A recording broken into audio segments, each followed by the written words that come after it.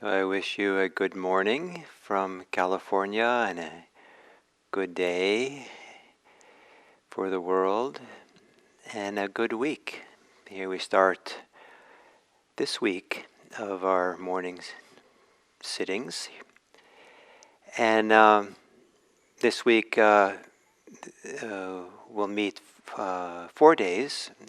I'm going to take Friday off.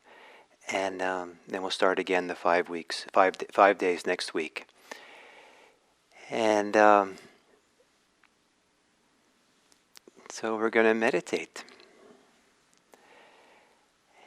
And one of the reference points for meditation, both as a destination and also as a reference for the meditation, perhaps an experiential reference, is a deep place of trust within. And trust that can be hard to come by, and there's many things in life that can undermine it or take it away or cause us to never learn it. But to begin to discover trust in meditation, maybe in small steps. And so when we take a meditation posture, perhaps in a room or a place where there's very little danger, that for these minutes maybe the doors are closed, or maybe no dangers are likely to visit.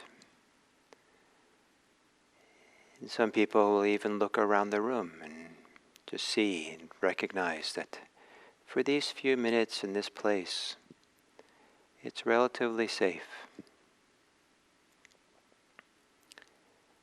And then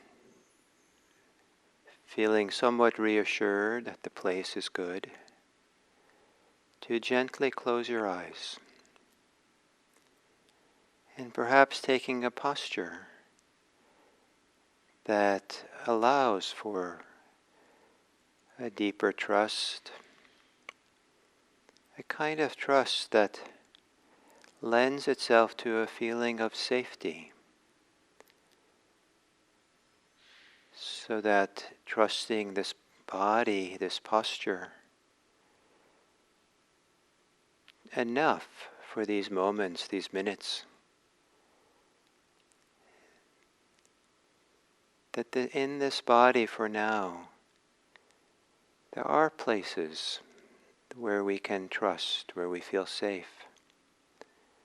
And you might scan through your body to see, where is it trust lives in you? Where is it that a feeling of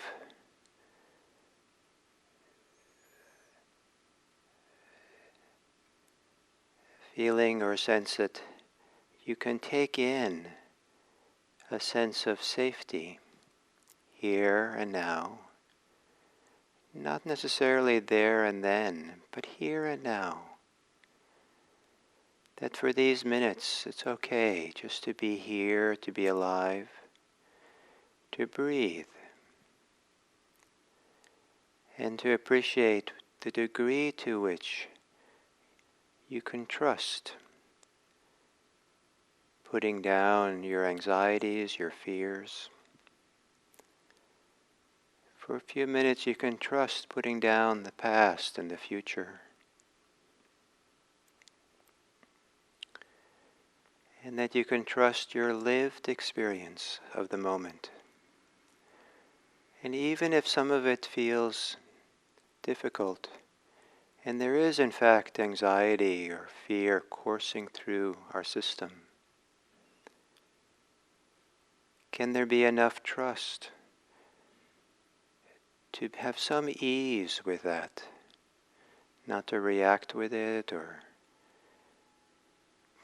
not in a certain way to believe it, so that we have to feel like we have to think about it or fix it.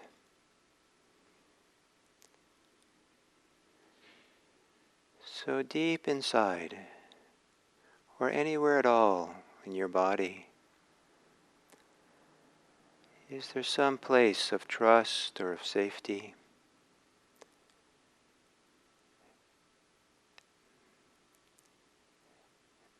That can support your mind to also find in itself a place it can soften or relax, because the mind also can know what it feels like to trust or feel safe.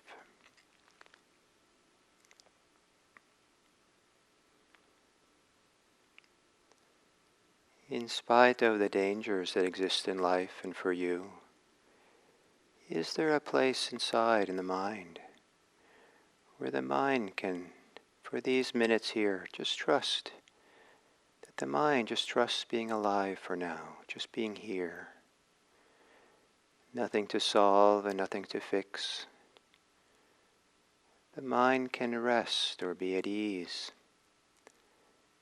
And even if it's not at ease in many ways, can you find the corner of the mind where there is ease or trust or safety?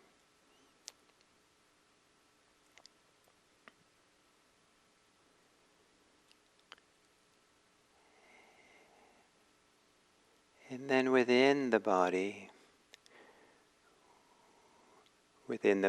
experience of itself, becoming aware of your breathing.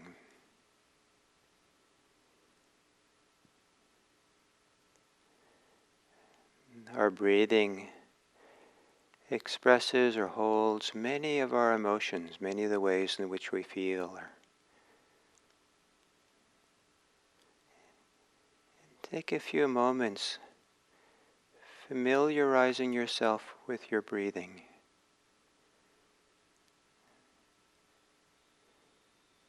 Not making anything a problem with your breathing. Just noticing how you are breathing now.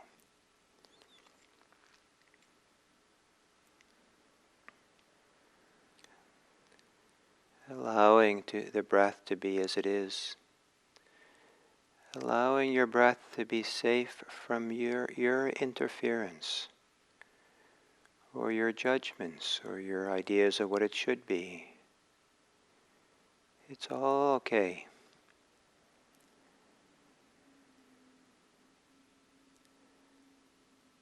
And then within the breathing, is there in the breathing, in some part of it, also a feeling, something you can trust? Some feeling of trust or safety or ease.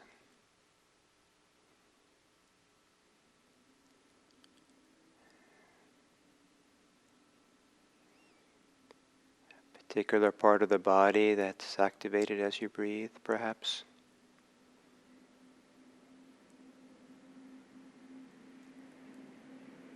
Or a particular part of the cycle of breathing is a place of trust or ease or even safety.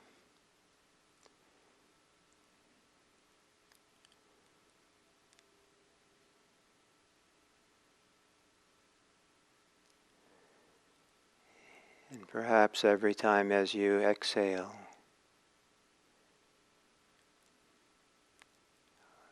maybe that can be an opening into a greater feeling of trust. A settling into a broader feeling of safety.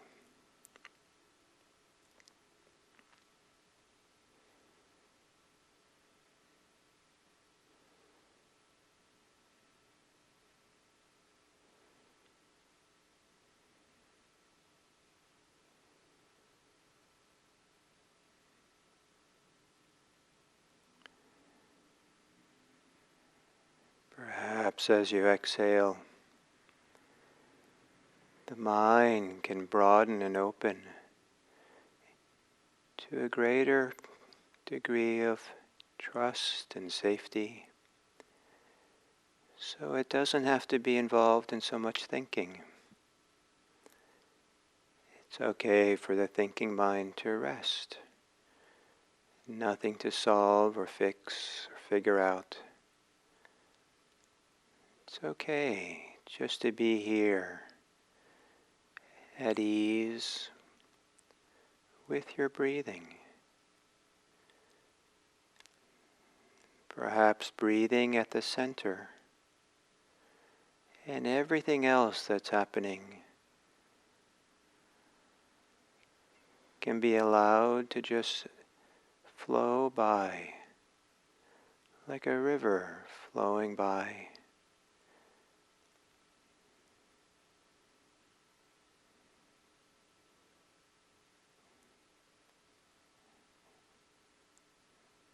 In trusting yourself with your breathing.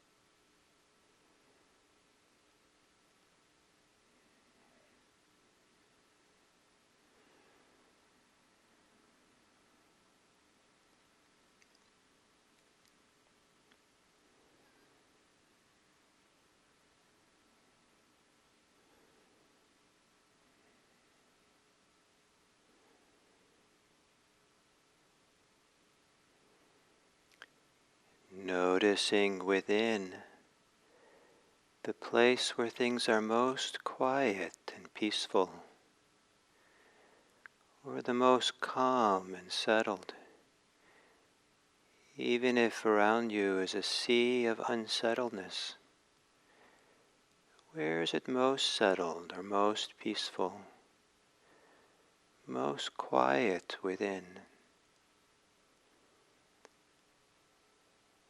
And then as you exhale, trust that quiet. As you exhale, open up and settle into the place that's most quiet within.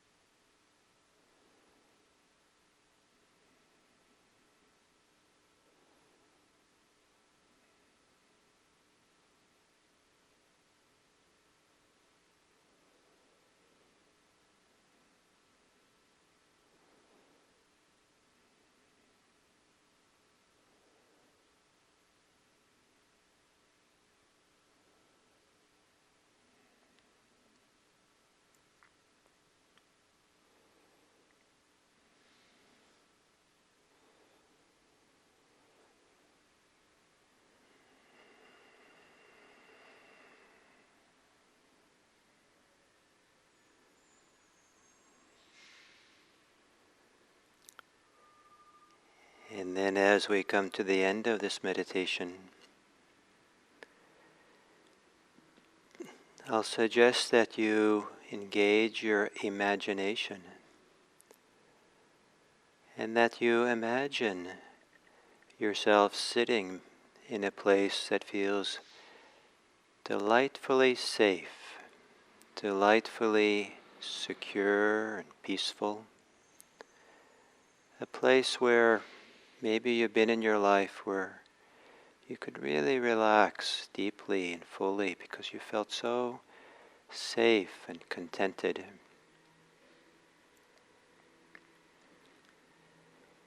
And imagine yourself sitting in such a place. And the sense of safety and trust is also found in your eyes, in how you look upon the world. That there's a sense of ease, relaxation. The eyes are settled in their sockets. And imagine that you look upon the world with eyes that feel safe, that eyes that trust it's okay to be at ease for now.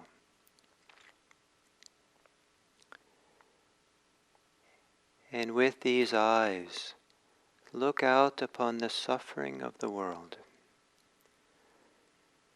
Look out upon the challenges that exist in our planet. But stay with the ease, stay with a sense of safety. Gaze across the lands and be aware of all the suffering there is.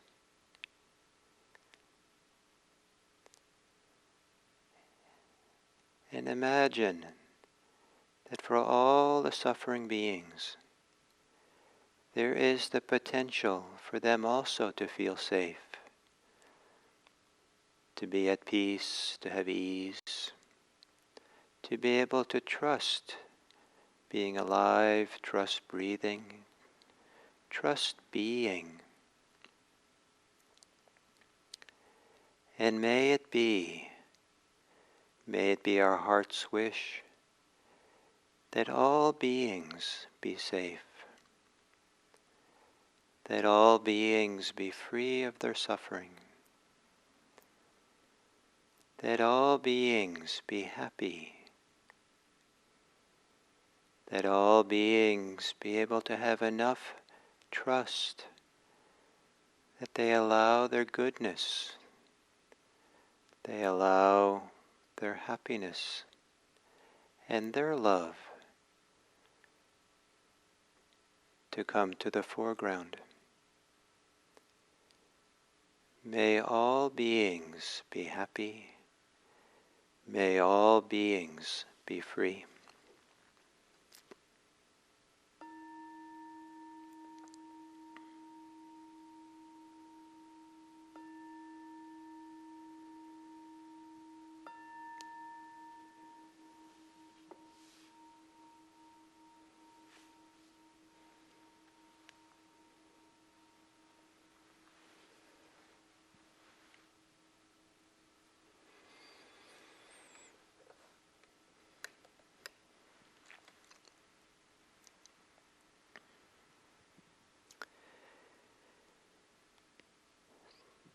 So welcome to the beginning of the week and a new theme for our Dharmets. And this week I'd like to talk about fear. And one of the motivations for this is to follow up last week's topic on the three roots of the wholesome and the three roots of the unwholesome. That when we talk about greed, hate, and delusion being the root motivation, a root source from which all unwholesome, unhealthy behavior arises, some people will say, wait a minute, what about fear? Isn't fear just as important for human beings and just as afflictive for human beings as greed, hatred, and delusion. Why is it left out? And some of you know about the teachings of the 5 hindrances: desire, ill will, sloth and torpor, restlessness and regret, and doubt. And some people will ask there also, why is fear not considered a hindrance?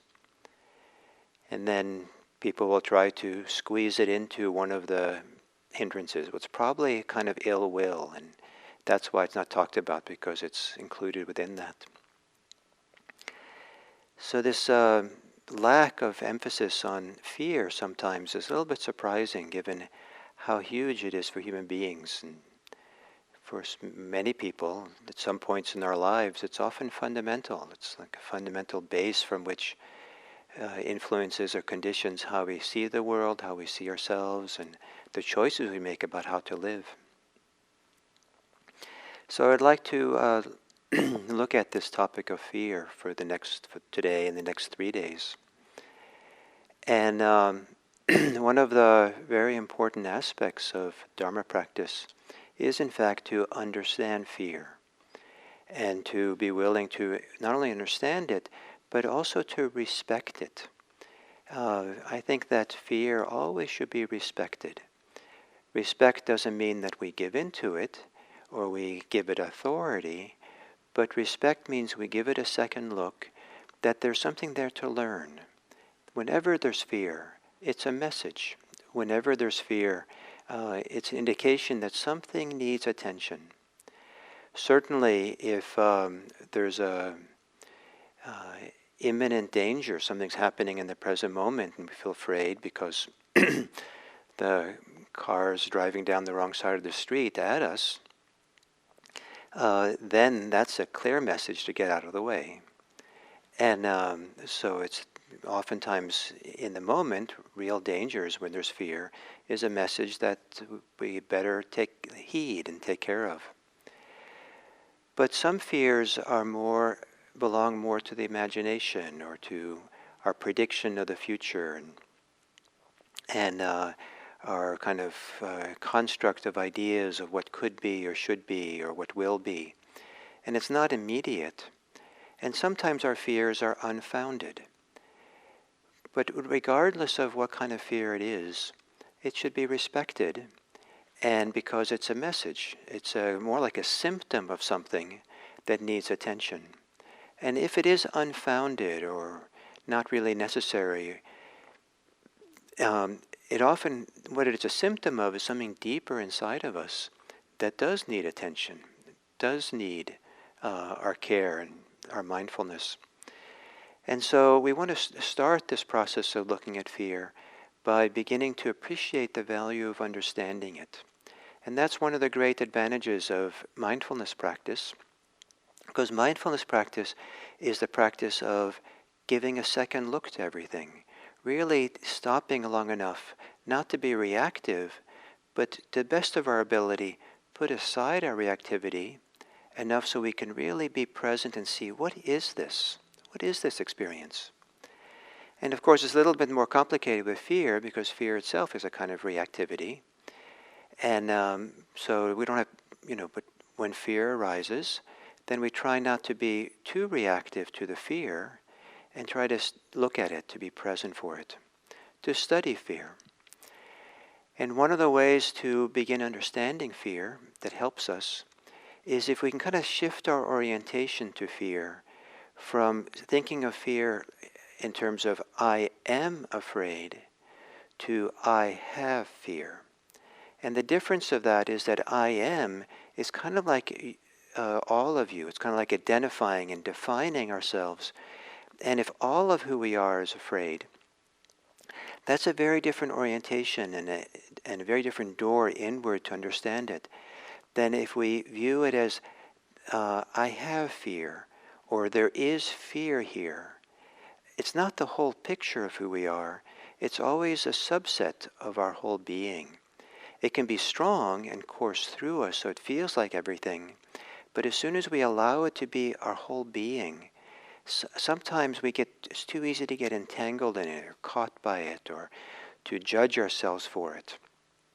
And this idea of switching to I have fear or there is fear here is a strategy to not be over-identified with it, or not kind of be caught in it, so we can't kind of look at it clearly and see it as something a little bit objective, little bit.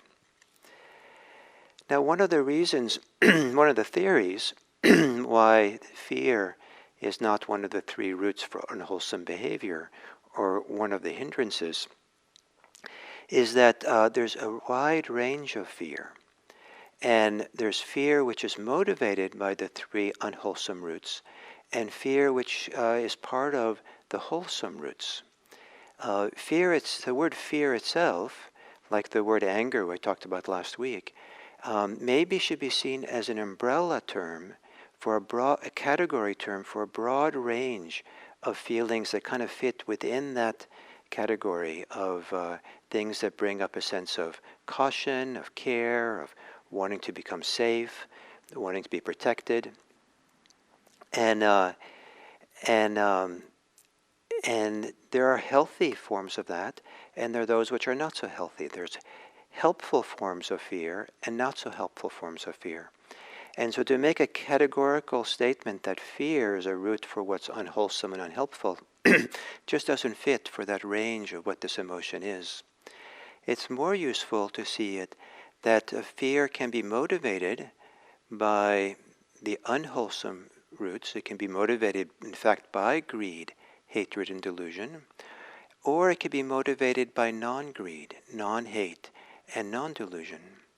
It can be motivated by a feeling of generosity or friendliness or care. It can be motivated by love. It can be motivated by self-respect. It can be motivated by a deep understanding and wisdom of what's really best for ourselves and best for others.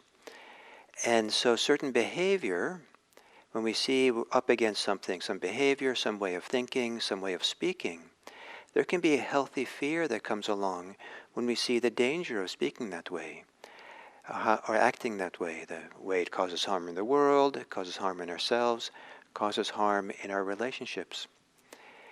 That we have a capacity for something like self-respect, and so there's some caution around harming that, some caution of protect ourselves for our own sense of confidence in ourselves and sense of trusting ourselves. And so if we feel some fear when we're about to do something that's going to cause us to lose that. And that's considered healthy. And then on the unhealthy side, if there's a lot of greed, then there can be fear about not getting what one wants. Or we have greed about what we already have, and we're fear of losing it. There might be a lot of hostility, and in the hostility we're afraid of the thing that we're hostile for. We don't want it to get too close. We want to push it away. There can be a lot of delusion or confusion, ignorance about all kinds of things. And one of those things is the nature of self, the ways in which our self-constructs, the ideas of who we have are not such useful ideas, maybe not even true ideas, but holding on to ourselves as being a certain kind of person, then that idea can easily be threatened. So, for example, if someone grows up feeling quite insecure, but then they find a group of people, maybe a gang of people, and in that gang they feel a sense of belonging, they feel safe, but it comes along with an identity of being someone who is really tough and strong and kind of bosses people around, or worse. But this idea of being strong and tough and bossing people around turns out to be a construct which is actually quite fragile and is easily threatened. And so then there's fear. And but if we study that fear, see that fear as a symptom, we see that deep down inside, it began with a sense of maybe insecurity. And that insecurity maybe has a better avenue of being resolved and dealt with than other ways besides being part of a gang and belonging and taking on a gang persona. So, so to study our fears and be able to hang out long enough with it, to respect it long enough so we can really start feeling and sensing what is going on here, questioning, reflecting on it, going for walks, and really what's happening here with my afraid. And then asking ourselves, is there any greed, hate, and delusion underneath here or not? Is there any wisdom or non-hate, non-greed, love, self-respect, generosity, care? What's underneath here? And what is it underneath that really needs our attention? And this idea of going down deeper and deeper to look is kind of goes along with this story that I'd like to read, a fairy tale. There was once a beautiful princess who was engaged in a hideous serpent monster. Terrified, she sought the counsel of a wise old witch. The witch told the princess that she should go ahead with the marriage, and that she should wear 10 white gowns on her wedding night. And when it came time to go to bed with the serpent, she should take off each one of the gowns, one at a time, and ask the serpent to take off one of his skins for each of hers.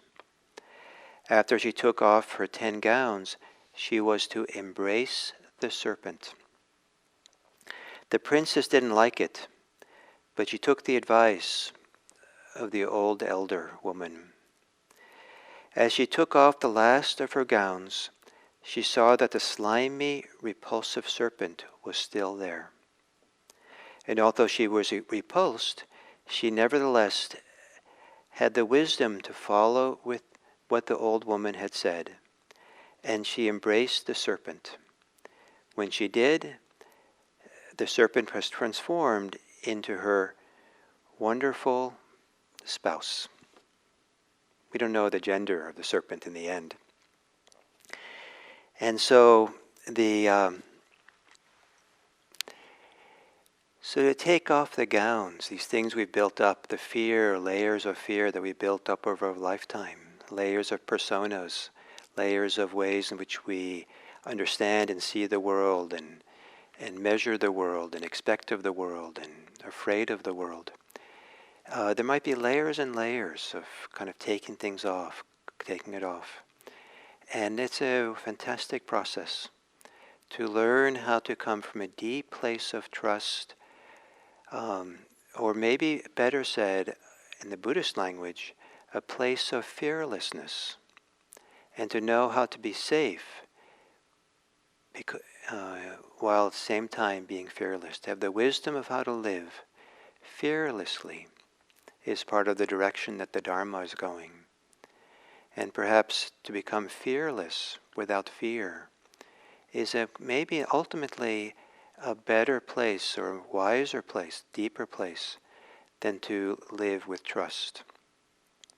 And so discover this place of fearlessness is part of the gift of studying fear and understanding it and becoming wise about it. So we'll go through this a little bit more over the next few days, and if you're one of those people who has some fear or anxiety or worry, maybe this week could be a time for you to take a different look at it. And if you find it hard for you to kind of stop and sit and be present and study your own fear, you might do one of two things or both things. You might journal about it. Just write about it, kind of. And the other is you might find a friend or total stranger that is willing to talk to you a little bit, and you just kind of talk out what you understand about fear, and just kind of explore it and let's get to the bottom of fear this week. Thank you so much.